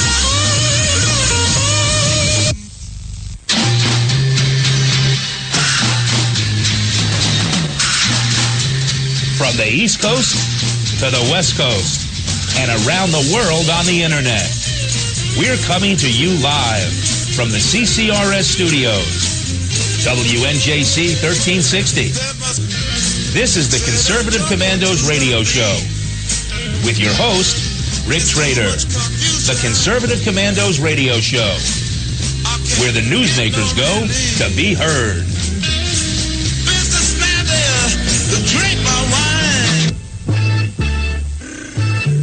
You can call the Conservative Commandos Radio Show at 856-227-1360. Your opinion counts at 856-227-1360. This is Congressman Alan West, and you're listening to the Conservative Commando Radio Show. Welcome back, listeners. Welcome back to Conservative Commandos Radio Show with Rick Trader and Anna Little. If you would like to hear a rebroadcast of today's show, please check out our website, CCRS Network, and CCRshow.com. Or mornings at 9 a.m., log on to LeadingEdgeRadioNetwork.com. At 1 p.m., log on to RoarRadio.net. And at 9 p.m., log on to HighPlainsDailyNews.com. And now you can listen to Conservative Commandos from any telephone by calling 832-999-1199. Our next guest is with us, and the honor of the introduction is mine. Megan Barth is the founder and proprietor of ReaganBaby.com, a nationally recognized commentator and a women's advocate. She joins us today on Conservative Commandos Radio to talk about nationalism versus conservatism. Megan Barth, welcome to Conservative Commandos Radio Show. Well, thank you so much. I'm glad to be back. Well, I'm really excited to talk about this because we have been watching this wide variety of candidates in the Republican field, and there are differences between them. Many of them have conservative principles, but there is this difference between nationalism and conservatism. And the question is, as you rightly point out, what will triumph in Iowa next week? What are your thoughts?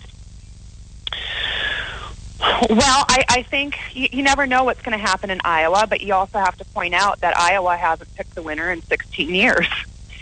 So with that said, you have two outsiders who are dominating the polls. Rubio is still lacking behind. However, there is some wind that he's gaining some ground. But you have a tight race between a constitutional conservative who is an outsider who has challenged the establishment base, the GOP, and that is Ted Cruz.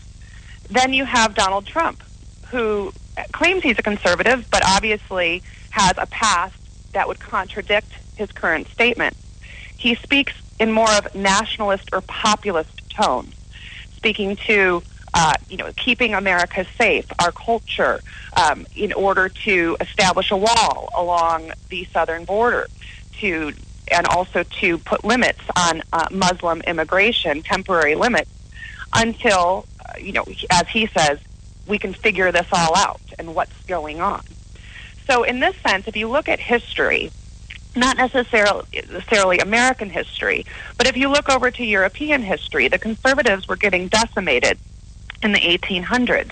And in the late 1800s, they adopted a more nationalist tone by where they were going to fight socialism, which is what socialism is today. It hasn't changed.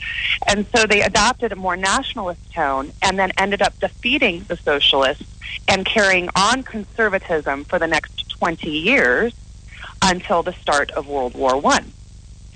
So just looking at history, is necessarily Donald Trump, is he going to ruin the GOP brand? Well, I would challenge, what is the GOP brand? We haven't had a conservative GOP, I would contest, since Ronald Reagan. So the GOP has continued to trot out moderate candidates like Bob Dole, like Mitt Romney, you could even say G.W. Bush, John McCain. And John McCain, Romney, and Dole have lost. Romney lost because evangelicals sat out of the last election. If evangelicals would have voted in a majority of numbers, Barack Obama would have been a one-term president. The problem with running moderates is that no one wants to attach themselves to mediocrity. People want to attach themselves to leadership. They want to attach themselves to a winner. That is human psychology. They want to attach themselves to someone who they can trust, who demonstrates leadership, and who is winning. And so let's say Donald Trump does take Iowa. That's a huge win for him. He is going to gain steam, and polls show that evangelicals at 42% approve of Trump. Jerry Falwell Jr. has endorsed Trump. So the evangelical vote looks like it's being solidified in Trump's favor. Well, I wonder here, Trump is now not taking the stage in the debate. Will that affect what goes on in Iowa next week? It may. However, when you look at Trump's supporters, they are diehard supporters. They are going to support him no matter what he says, no matter what he does. And I think that there is more of a backlash, quite frankly, against Fox. And there has been since the first debate. When Megyn Kelly opened up the very first Fox News debate last fall, she opened it with, she was trying to herd cats. That's what she said. And the very first question out of the gate had to do with Rosie O'Donnell and how Donald Trump throughout the years has disparaged women. We all, I think, in the audience were taken aback that the debate opened with such what I would call targeted insults towards a candidate, instead of talking about the much broader issues that the nation is facing. So there was quite a bit of backlash. There was quite a bit of boycott Megyn Kelly. There was a lot going on. Her numbers had dropped. She took 12 days off and came back with a seeming vengeance of having a lot of commentary and underhanded insult towards Trump. I don't think that there's any love lost between the two, but you have to question her neutrality as a moderator. Moderators are supposed to be neutral. I used to set up debates as a matter of fact. And one of the most difficult things when setting up a debate was not necessarily finding your debaters. It was easy to find opposing sides of the argument. It was more difficult to find a neutral moderator. Yeah, that is an interesting situation, because the debate really is only as good as the moderator. They're the ones that set the subject matter by asking the questions. So you're right about that. Can you hold on for just 2 minutes, Megan? We have to identify the station at our normal break time, but when we come back, I do want to continue to talk about this, and we need to mention Breitbart, right? Absolutely. Okay. So, listeners, we are coming to you live from the Conservative Commandos Radio Network studios, WNJC 1360, our flagship station in Philadelphia, and around the world on the Internet with American Patriots Broadcasting, TalkStream Live, SHR Media, K98 Talk, iHeartRadio, Rebooting Liberty Radio, and AM/FM 24/7. Those are all .com. I'm Anna Little, producer Rick Trader's in the studio, and we're speaking this segment with Megan Barth. We'll all be back with you right after this break. I really don't care.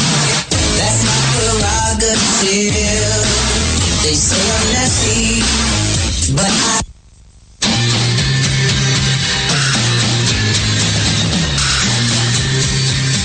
The Conservative Commandos radio show is expanding.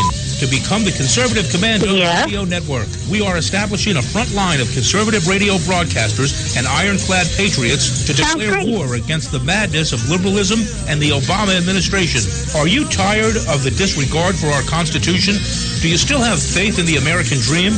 Are you looking for sensible, smart radio? If so, listen to the Conservative Commandos Radio Network every weekday from 11 a.m. to 7 p.m. and Saturdays from 2 to 6 p.m. on WNJC Radio, 1360 on your AM dial, or around the world on the internet at WNJCradio.com. Check out our website, CCRSnetwork.com, for rebroadcasts and network updates. We are the Conservative Commandos Radio Network, where now even more newsmakers go to be heard. Hi, this is Bob Viden, owner of Bob's Little Sports Shop in Glassboro, New Jersey. I've had the opportunity to travel in many foreign countries, and I've seen what happens to people when they lose their freedom. I wrote this poem. Give us freedom was the cry as they marched throughout the night.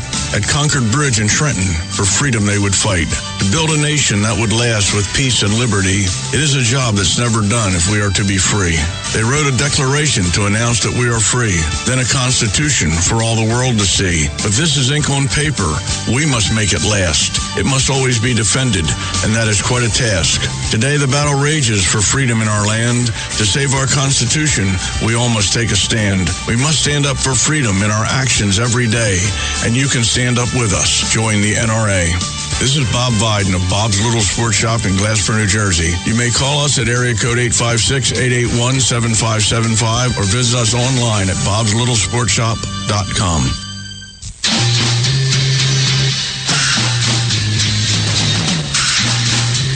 From the East Coast to the West Coast and around the world on the internet, we're coming to you live from the CCRS studios, WNJC 1360. This is the Conservative Commandos Radio Show with your host, Rick Trader. The Conservative Commandos Radio Show, where the newsmakers go to be heard.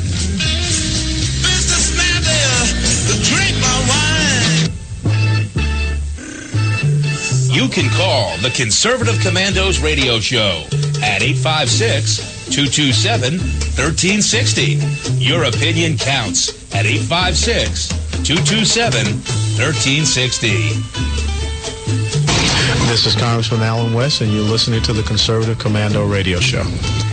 Welcome back to the Conservative Commandos Radio Show with Hannah Little and yours truly, Rick Trader. And for rebroadcasts of our show, please check out our websites, CCRS.com or CCRSnetwork.com, or mornings at 9 a.m. Eastern. Log on to leadingedgeradionetwork.com.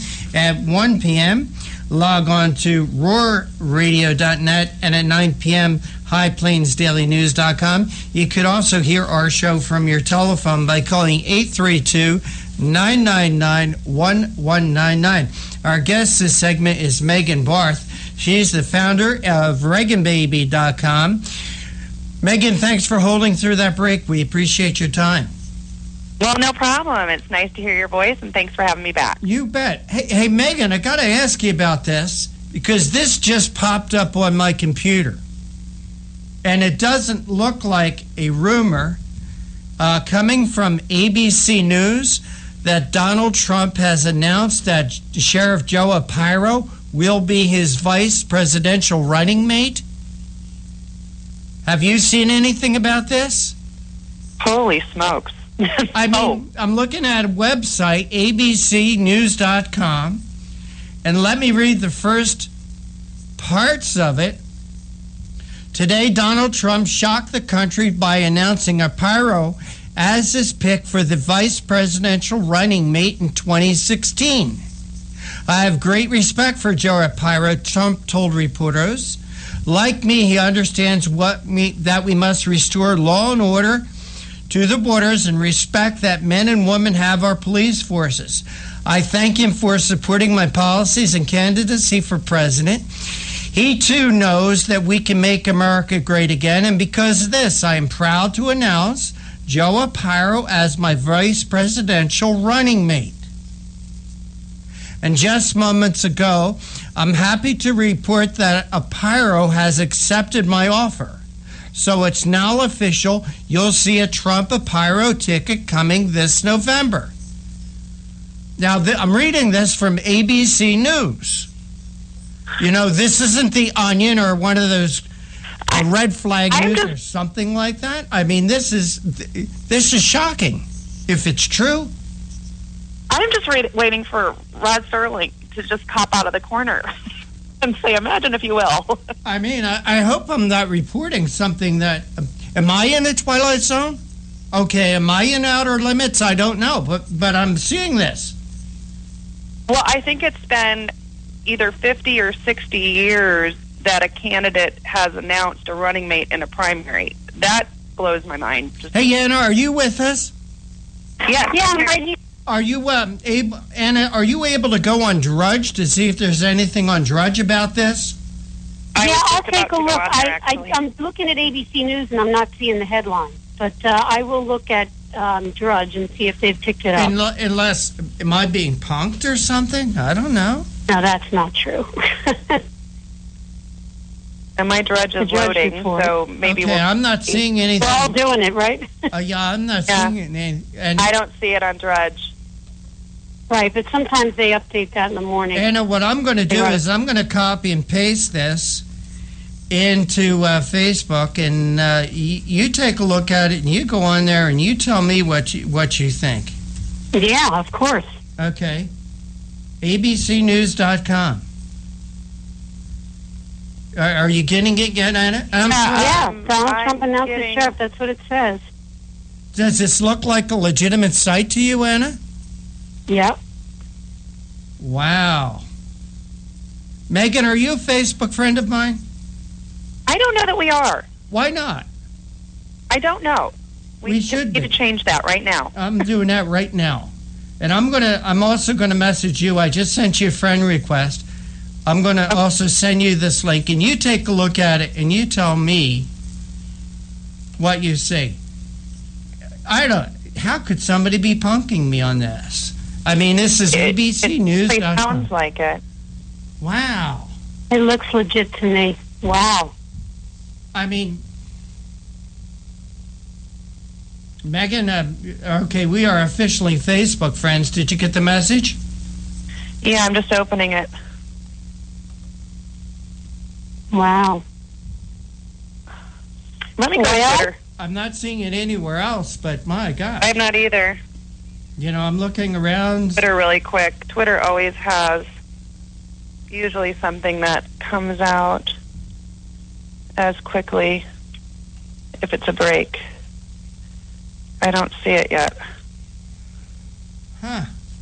Well, we can no longer be surprised, can we? Hey, Megan, you know what I wanted to ask you? You know, you were talking about the Donald Trump supporters. He even said the other day he could shoot somebody in Times Square and not lose the vote. You know what it reminds me of, Megan? It reminds me of the Paul Butts. Remember the Ron Paul Butts? They were with him through thick and thin. Yeah, I don't think it's true, guys. I'm looking here at the contact information. Yeah. Comes up with you're part of the Rebel Alliance and a traitor. So what do you think of Erhan? But with the blast shield, I mean, it's not real. Oh, it is not real. Oh, it's not real. Oh, how did they get it on the website like that? Yeah, it'd be a little bit of a twist there. It would be. It's not real, guys. Oh, that was fun. It's not real. That was fun. Yeah, that was a roller coaster ride that I wasn't expecting. Well, when you see a website, I love Sheriff Joe Arpaio, but I do too. Or write and try to win a general election, man. I don't know. But when you see a website, abcnews.com, it looked legit when I opened it. I thought, oh, you know what? I'm looking at it again. It has abcnews.com.co. Right, and then when you click, where I caught it is when I clicked on contact at the top heading. See where it says Wednesday, January 27th, and then join blog forums. Right. I click contact. It's gobbledygook. No kidding. Oh, that was fun. So it's not fun thought, but not. Hey, everybody out there, never mind. False alarm. Never mind. But this is so typical. This was so typical of all the shocks and awes that are going on. Yeah, you almost want to believe it. Yeah. Well, you never know what to believe. You would have asked me, Megan, what about this? You have a reference to Breitbart here, and I met the man, and I was really impressed with him. Uninhibited, completely unabashed, full right-wing conservative. The question you ask is, what would Breitbart do? So what do you think? What would Breitbart do in this environment? What would he say? What would he do? Well, I have to harken back. I actually had Andrew, I hosted him at his very first Tea Party rally that he ever spoke to. So he and I worked together early on in the Tea Party movement. I had talked with him quite a bit. I never had, dinner with his wife or anything like that. I didn't know his family, but I talked to him quite a bit. And he was one of my inspirations for starting Reagan Baby, because he was not afraid of the truth. He was not afraid of speaking the truth. And he knew who the enemy was. He identified the enemy, and he was hell-bent on defeating the enemy. And the enemy, according to him, was the mainstream media, who he called the Democratic media complex, and it was the radical left, which is found in the Democrat Party. Isn't it funny how you don't find socialists in the Republican Party, but they seem to find a home in the Democrat Party? Yep. Nonetheless, he would identify all of the corruption, and speak loudly and boldly and without fear. And his very last speech that he gave that I saw was at CPAC in 2012. Shortly thereafter, only 3 weeks, he passed away. And in that speech, he had a call for unity. And he said very clearly, you want a unity speech? I'll give you a unity speech. I don't care who our candidate is. I haven't since the beginning of this. Ask not what the candidate can do for you. Ask what you can do for the candidate. And that's what the Tea Party is. We are there to confront the radical left on behalf of our candidate. I will march behind whoever our candidate is, because if we don't, we lose.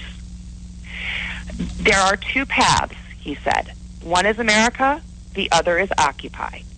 And I don't care. And along the way, I've realized over the last 3 years that the Republican Party and the conservative movement is not what ABC, CBS, and NBC put on the screen. They try to portray you in the worst possible light. And when I travel around the United States, meeting people in the Tea Party who care, blacks, white, gay, straight, anyone that's willing to stand next to me to fight the progressive left, I will be in that bunker. And if you are not in that bunker because you're not satisfied with this candidate, more than shame on you, you are on the other side. I like Breitbart. And this is what this election is about. The conservative checklist I get. The need for this conservative purity, I understand. But the GOP is hypocritical in demanding a conservative candidate because they're campaigning against the most conservative candidates. They're smearing them.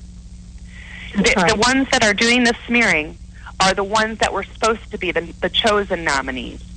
The Bushes, the Ccrs. Rubio is now being targeted. But Rubio's problem is that no one trusts him. It's the country club Republican versus the grassroots candidate. You've got candidates that spring up out of the grassroots with or without a party nod, and they're attempting to assimilate themselves or at least introduce themselves to a political party that's already, quote-unquote, established, and they're not part of the country club yet. And then the country club members think, well, we get to decide whether they get to enter or not. This is a ridiculous, this is not part of the Constitution. Well, and if you look at who's being drawn into the GOP tent, let's take Trump, for example. He's getting upwards towards 20% of the Hispanic vote here in Nevada, where I live. He has 18% of African Americans like him. He might do. Reagan only got 9% of the African American vote. I would sense or gather that Trump might do better than that.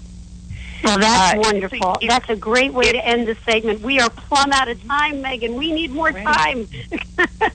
Remind everybody where they can follow. Well, if you didn't have an idiot who fell for this bogus website, maybe you would have had a little more time. But That's okay. Thank God we like I exposed said, it. you never know in this election cycle. Anyone can find me at ReaganBaby.com or on Twitter at Reagan_baby. Thank you so much. Megan Barth, Nationalism versus Conservatism. We'll be watching. Rick, back to you. Thank you. And I want to thank you for sitting in today as my co-host. I also want to thank our guest, David Harnessy from The Federalist, Roger Aronoff, Accuracy and Media, our most recent guest, Megan Barth from ReaganBaby.com. I want to thank Mr. John Forsythe Jr. for working the boards. But for right now, we're out of time. We got to run. We got to go. Take care. God bless. We'll see you tomorrow on the radio.